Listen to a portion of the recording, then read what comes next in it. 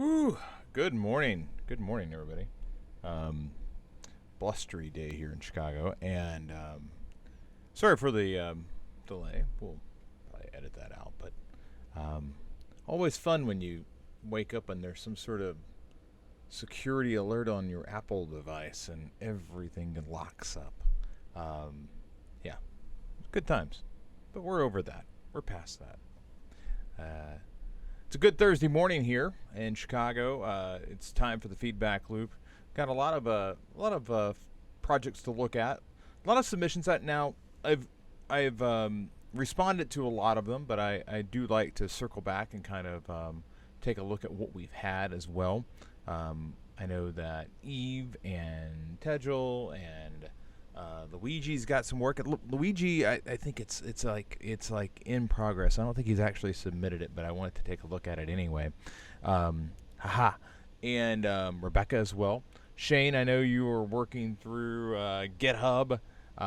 Shane's busy. Shane and Melanie are both getting started with their portfolios, which is where Rebecca's like working on the latter stages of her portfolio. So it really is interesting to see everybody, you know, all in slightly different variations of progress.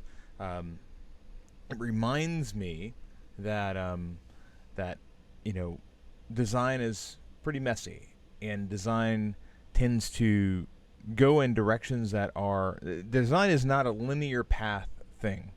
Design will loop around, and the path will move from here to there, and you'll need to circle back and investigate something that you did months ago, and you'll need to and so much of that is coming up as the UX path students begin to move into the visual design components. They have to go back to some of the research they did early on in the program to make sure that they're still meeting the requirements of not only the user but the competitive requirements for a product in that space. So it's really interesting to see all that come together. It's always fun to see the different directions that projects go. So let's go ahead and jump in. I'm going to go ahead and share my screen, and we can get started here. If I could just maybe for once, like, go to the right screen, that'd be nice. All right, so Rebecca's Silicandy project is here, and we're going to circle back on that because there's a lot of we're not necessarily working in Figma on this project. We're actually going to be moving forward in looking at her project in code. But I did want to circle over here and revisit Eve's updates for her story mapping project. As you can see, Eve has typically speaking, these boxes, they could be smaller, like so. To identify epics, she's decided to go wide with it, and I think that's fine. But she's identifying activities, tasks, and then the stories associated with each of these tasks. And one of the things that I challenged her to do when we talked on Tuesday was, go through and ask yourself, what are you going to be testing for when you test this prototype? Because we're going to build everything that's on this board. We're going to build in a prototype. So what are the things that are going to be tested? And one of them was, can you purchase a meal? And we were going through and kind of looking at, okay, so I browse the menu and I kind of look over the dishes, and I select the dish, and then I put it in a cart, and then I select delivery and put in my address and select the time. But what was missing from like, we had all these user stories, but we didn't have anything to identify that we needed a cart. And so often when we are working on projects, we'll think to ourselves like, oh, well, that's obvious. That's an obvious thing that I need to make sure is there. And we won't think about the fact that what is obvious to us as individuals might not be obvious to the teams that we interact with. So it's important to get things like the cart or the homepage, as I've mentioned to some other students, onto this story map so that we can accurately gauge the amount of time that something's going to take us to do over, and this is her first sprint. And what, if we were being real and we were saying, okay, we're gonna build this out. This is probably a couple of sprints of work. Okay, it's not right now. This is not what I would expect Eve to create in a single week. This is like 2 weeks of work that I'm seeing here, just from a design standpoint. So beyond, luckily this we're the challenge is really wireframing. It's not really heavily leveraged on going through and creating a final design for all these things. That comes later. But this is still a lot of work, and there's a lot of, when you're translating your user flows into this story map, it's really easy to lose track of okay, this not only, there's supporting documentation and tasks that need to be completed that my user didn't mention. My user never mentions that. Yeah, I want to, I really want to have robust account controls. It's like, that's not something they're going to say. They're going to say they want something that helps their family. They're thinking about your product in terms of what they get from it. You need to think about your product in terms of how it functions, and having an account, having a cart, having a way to pay for these things. Those are all things that have to be in here. But another thing that has to be in here is the homepage. And luckily, because of the way this sets up, you wanna find out more about the subscription plan. You got a FAQ section at the bottom of the homepage. You want to browse the menu, so you want to see the type of dishes that are available. You want to see the plan pricing. The homepage is sprinkled throughout here. And that sometimes can make it difficult to see on a map. So for some of you, as you're going through, if you do not have distinct tasks that address the homepage, it might be smart to just create a row for homepage just to make sure it gets in there.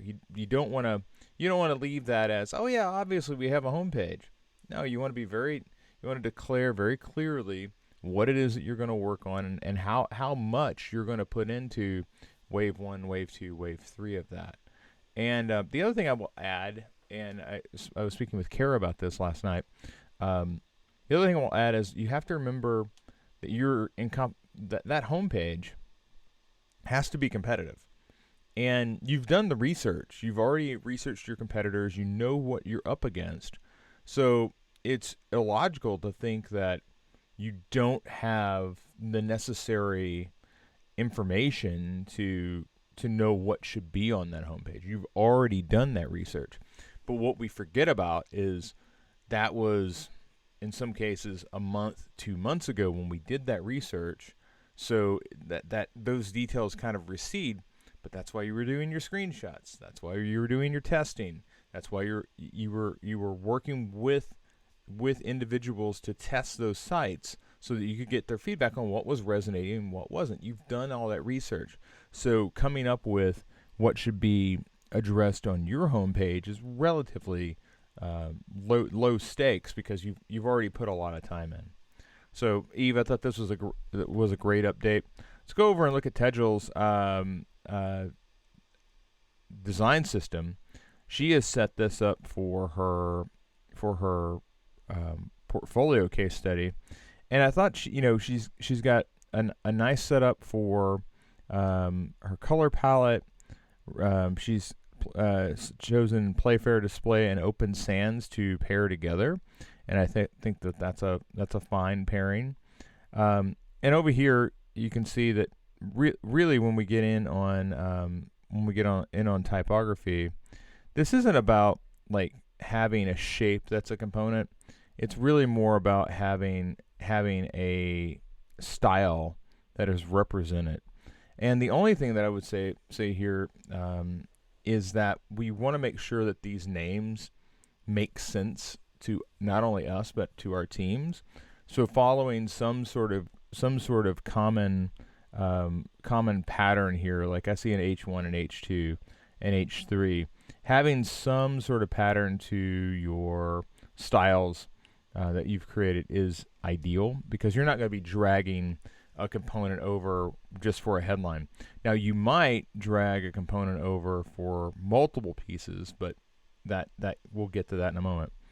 Having a standard grid set up, so you know exactly what you're, I could go in, I could take these guidelines right here and immediately build the site to reflect the standard grid that she's got, and it's a simple grid. It's like it's margin to the outside. It's single column. She's got a couple of 2-column designs in here as well. The type of icons that she's going to use. She's going with material icons, the button styles, the tags, the links, and then these are the types of paragraphs that she's using, and you can see she's starting to put the Legos together. So this is like the type Legos. All these styles have been previously created, and then as you go over, well, here are images. So here's just some standard image sizes, and then we come over and we see video, and then finally cards. And cards is where we begin to put all these things together. And this, unlike the text styles that we saw a moment ago, this very much is a component that we would just pull over and plop into the page. So I this is where I really feel like you're beginning to see how these styles work together, and I really do like the idea of creating formal components. This is very much Brad Frost's atomic design. Make the atoms, pull together the molecules, and build upward from there. And that's really. And now you're getting into the header and the footer, and you've got a quote style, and then here's full-on layouts. Like here are how these things would go together. In this particular instance, I don't necessarily think you would have this much space to the top and bottom, but I pause about reacting to that, because I realize that you've got to space things out and kind of see how it all works together. As I was saying to her last night, I felt like over here, this spacing really felt lacking. It felt like it was needed to be tighter. But when you got over into the actual usage of that, it seems like what might have been missing is this caption. And I want to go back and take a look at that. And yeah, it's kind of interesting. The photo is closer than the video, so that might be something that we would adjust. But it's very minor, and you can see she's got a slight line work here just above it, and that's where that shape is getting some of that extra spacing. So I think that it's very good to build out these components. You need to test them in some sort of configuration like this before you go, okay, it's time to go and use these in a project. But Tejal, I think you've done a very good job here, building this out. I remember just a few days ago it was like this, and she really carried it forward from there. So excited to see you put this into use on your case study, and I'm also excited to begin digging into code, which is exactly what we're about to do right now with Rebecca. So let's go ahead and hop over to Rebecca's project. We'll close these down for a second. Actually, before we hop over to Rebecca's project, I want to look at Luigi's homepage. I just kind of want to take a peek, because when we do this priority guides, what we're really doing is we're saying, okay, instead of immediately writing the content for our project, I want to get our heads wrapped around what matters. What matters to our user? What are we trying to telegraph to them that why our product or service is better than something else? And he has a main call to action. He has food options. And then he goes into affordable, going green, regions best, flexible times, and then the newsletter. Um, it seems like, this is version 1. I very much feel like this is in progress. Um, what's interesting is this version 1. These elements down here feel like they have a level of thought applied against them that feel more like a version 2. Like this is main CTA food options, maybe this is benefits, and then down here it's sign up for contact. These feel like a version 2 in progress. I really want to see like the version 1, so I understand whether these are all related or not. So that's one bit of advice I would say, Luigi. Make sure you keep a dedicated version of version 1 available.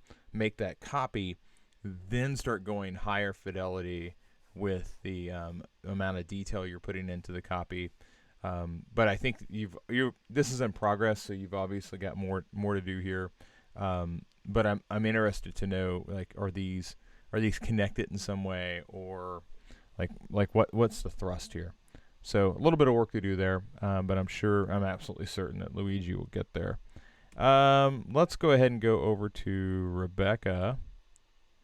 So Rebecca's working on Okta, and if we remember from yesterday, we had a design challenge where Rebecca had the logos, and we were looking for the images. And the message I got back from Rebecca this morning was that, oh my God, the images are breaking on me. So I don't know necessarily what we're about to open up in the code editor, but I'm almost certain that it's a broken tag somewhere. I would like to take a look at the statistics today as well, because these images, and maybe we'll get down here to the logos as well. These images are really straightforward, like just boop, boop, boop, boop, boop. So fixing it shouldn't be a big thing. And then we'll come back to the rest of it. But let's take a look, because she'd also mentioned like images up top are broken, and I have no idea why that might be the case. So let's go to our code editor, and I'm going to say get status just to make sure that nothing is hanging out. Nothing is. So we'll say get pull origin master.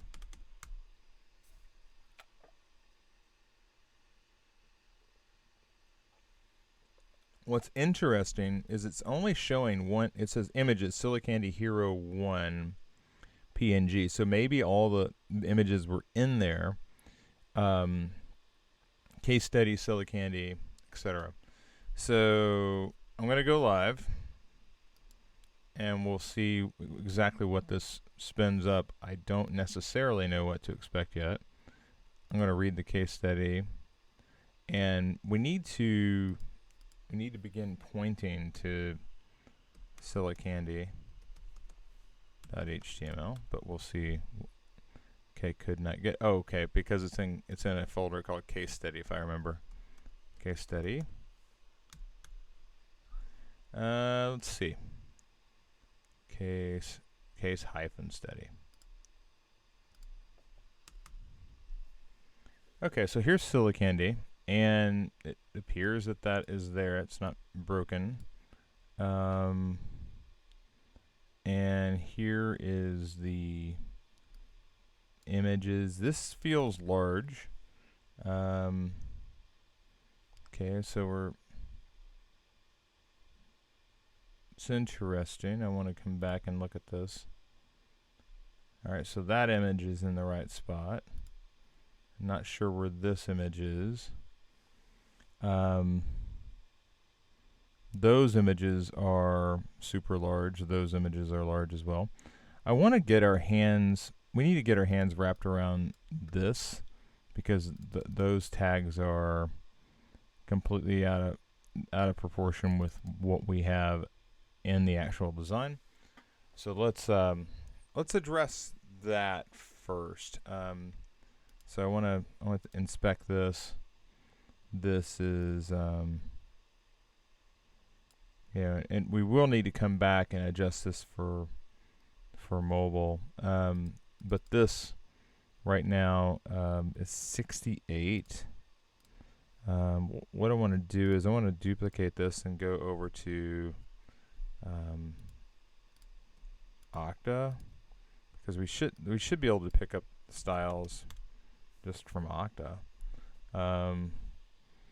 So I'm expecting this tag to come across, and this is, if we inspect element, this is like an H3. So if that's an H3, this just is in the wrong, has the wrong tag on it. So let's go ahead and adjust that. And let's start right up here, the business H3. And I'm going to, let's see here. Okay, there we go.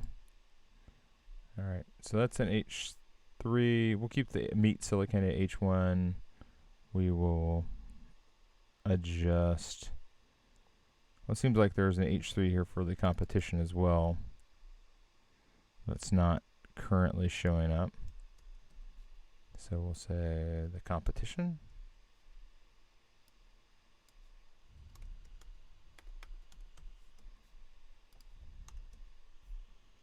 And that's a lot better right away based on the design that you have here. Yeah, that's a 42 right now. Let's just see how big that is. Okay, so that font size is 24. So that's interesting.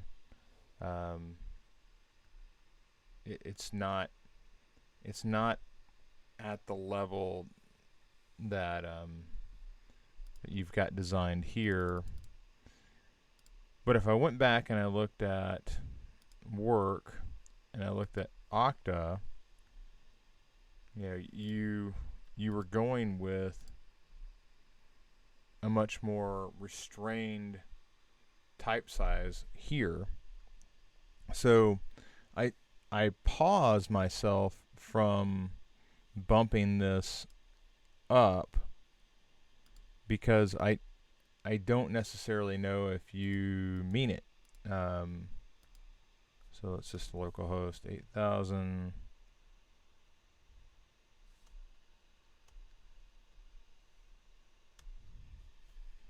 Yeah, so I pause myself from bumping this up because while it's larger here, and I would say significantly larger here, I don't necessarily know if that's what you're going for. So I'm gonna steer away from that just a bit. Let's also look at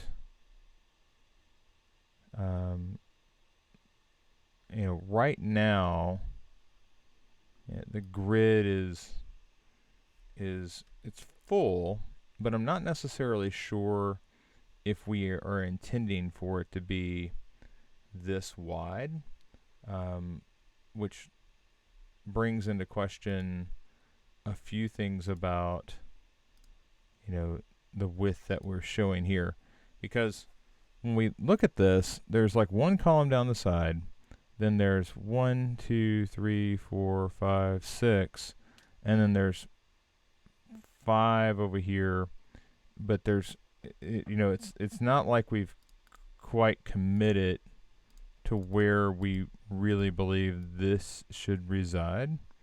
Is it over here? Is it with that? Like there's some squishiness to our design that I think eliminating would be ideal. if we go from here to here, that shows me a width of, well, it's 695. Let's just measure that in. It's 1076. When we do that, and it makes me wonder if I should be setting my grid to have that width so that it's constraining it, because right now when we look at it, it's wider than that by a pretty wide margin. So right now that's 1130, and we know we want 50 pixels less than that minimum. It's something to think about. Right now we do have this wide container on things, and I'm not necessarily sure if wide container is what we want, because this is wide container. Silicandy is measuring in a bit from that. So there's, is it a Scylla container that's got a narrower measure, and instead of coming back with wide, so you have wide container here on this, and you've got your Silicandy is this Scylla container, and what I could do there is I could say, okay, let's come to grid and let's find wide. There's wide container, right? And you've got that vertical, not vertical width, but viewport width on here. If we did Scylla container, and this was, I'll just say 15 to make it measure in, what we should see right away is now this is getting closer to the design you have.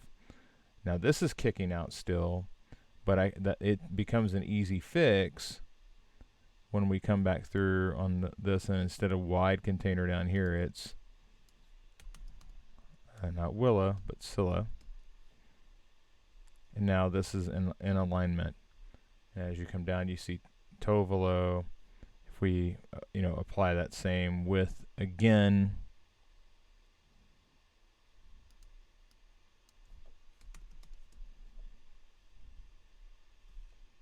now it's starting to feel like the width is right. The width is basically what you're looking for. I did want to look at this image. It seemed like the image was oddly sized. It says 100%. Okay, well, that definitely needs to be 100%. I was wondering more about the actual gummy bear pick. But that looks about right, so I'm going to refresh. So we have Silicandy. You can see how this kind of gets longer.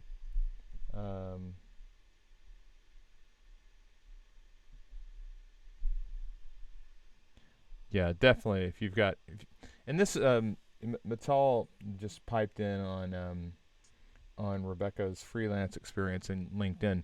This is really where projects comes into play. Adding particular projects to your profile. I actually have some freelance projects I should be adding in as well for books and things that I've done. Gosh, where did that book go? I'm actually quite proud of the book whenever I can find it. It's neither here nor there, but it was a global. Oh, there it is. It's just behind a bunch of stuff. I'll show it to you another time. But but when you have side projects, it's oftentimes really helpful to know what the true scope of your work experience is. And while I've always encouraged people to take on freelance work and side projects, a lot of times that stuff just falls through the cracks and it's not reported on LinkedIn. So good heads up, good advice from Matal there. So thanks for doing that. But let's continue down, because you said that there's an image here that might not be showing up. Let's take a look inside of your code, because it should be this one right here. So we have Silicandy, Silicandy, Silicandy. There's value prop. This, there's an image missing here, and I'm going to do my best to sort out where it's at, because it's the kiddo with a rolling pin and a cookie stamper. All right, so please bear with me as we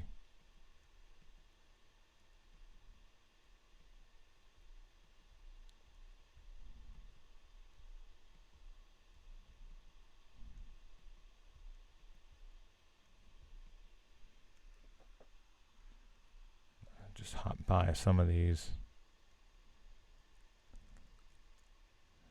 Some of these where I know it's not, I'll just go ahead and jump by them. Seems like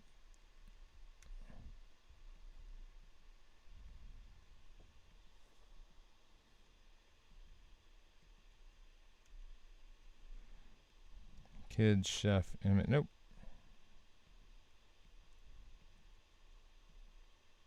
There it is, Lifestyle 1 PNG. All right. Well, that's good. So I can replace this with, Lifestyle 1 PNG. And I bet you I misspelled, I'm missing, Lifestyle -1 PNG. Come in, and it's not there yet, but now it is. Okay, so now we've got the image here. We've got the logos for the competitors. What we don't have is we don't have this secondary label. And Okta, it's interesting because you have a labeling style here, demographics, what I learned, and it's interesting that you didn't pick that up for usage in this project. I'm going to suggest that you leverage that because you already have it. You're looking for similarities, and now we've got this label in here that was first used with Okta, and now we need to come back through, and in my humble opinion, I'm going to inspect it. It's an H5. So if I come back to Silicandy, and on value proposition, I just throw in that this is an H5, and I save it,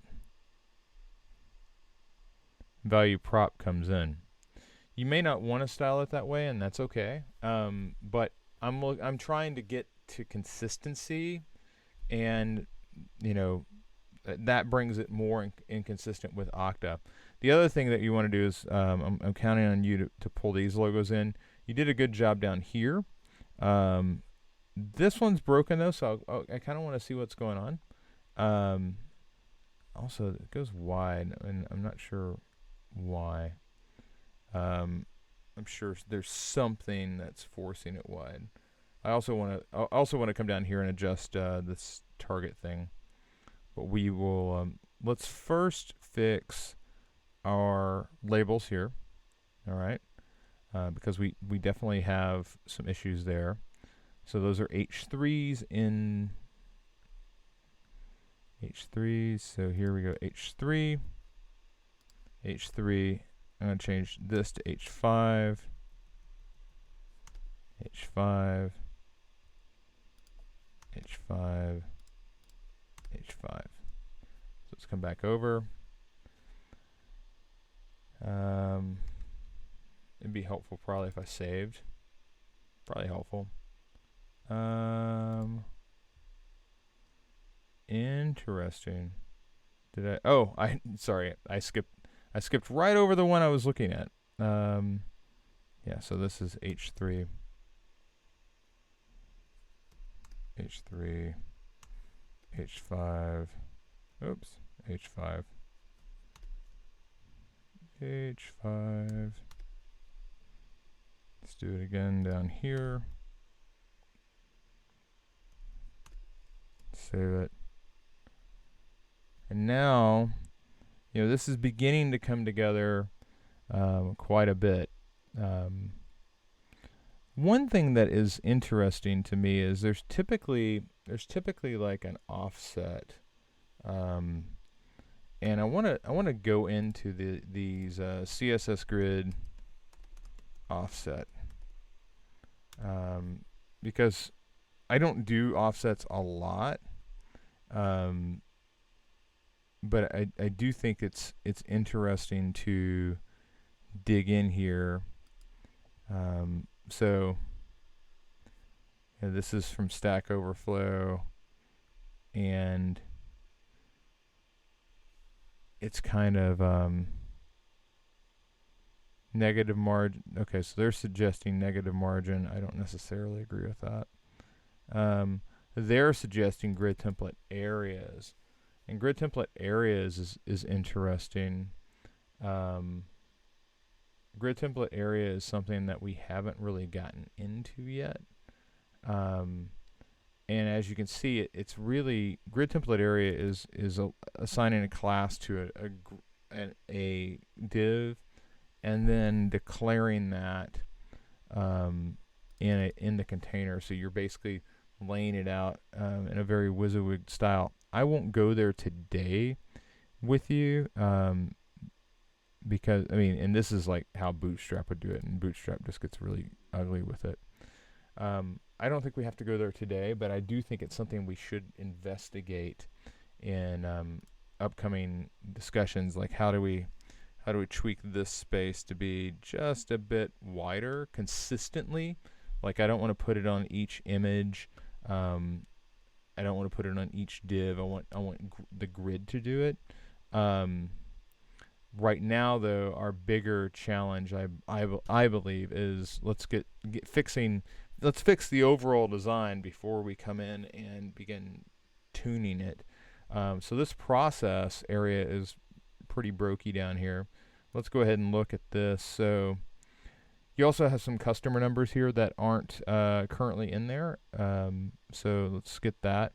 So process, it looks like this goes the other way. So right now your photos are over here when they need to be over there, and that's just a repositioning of the content. So rather than having these images down here, I'm just going to grab this and we're going to move it over. So instead of having this as the first div for process, we'll have the images as the first div, because this is a to-call right. It means the bigger column is off to the right side. I'm going to save it, and yep, now it's over where I would hope to see it.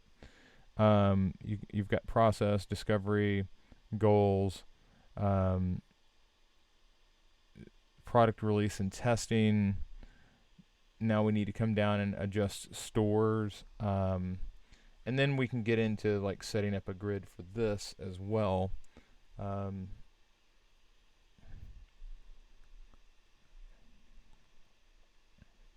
right, so let's go ahead and let's fix that product release and testing and come down to our stores.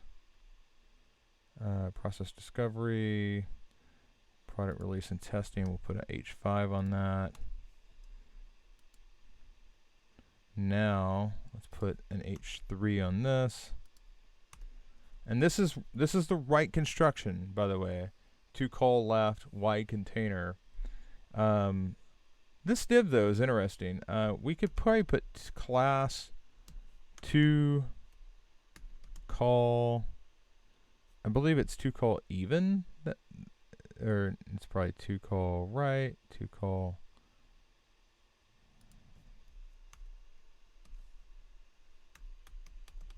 And if you remember what to call even does, it just says that whatever's in this grid space, make it 2 columns. And I haven't done anything but declare that I want the class of to call even to be called. 2col even does not have a specific width. It just says, give me equal columns, two columns down, and let's see what happens to our design. Did not work right away. So let's go ahead, and I suspect I know why. This is really interesting, or at least I think it's interesting. You may be like, Chris, I don't know why you would think any of this is interesting. 2col center home, 2col center. Let's take a look back at this. 2col center. Okay, now let's take a look at it. Aha. Cancel. Now we have 2col center functioning. All right, do you see it? You may have to do some spacing here to make this work, because if we look at your case study, this is all nicely spaced and the logos are centered.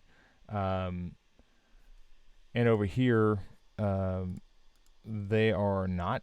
Like this Toys R Us is not aligning with the Michaels. And there's a couple of different ways that you can do it, but the one way that I know it will consistently work is that if all of these logos are the same size, like the Michaels logo is a square, all right?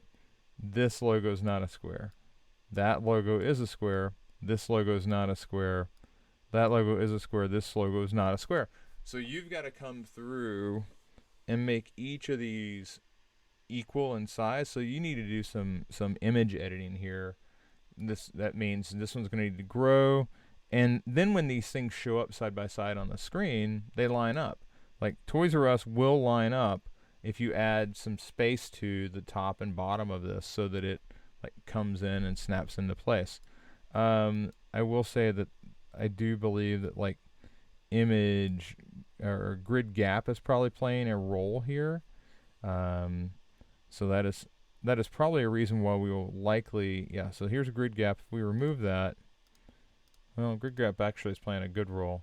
Let's take a look at, like, what is some of the spacing for these?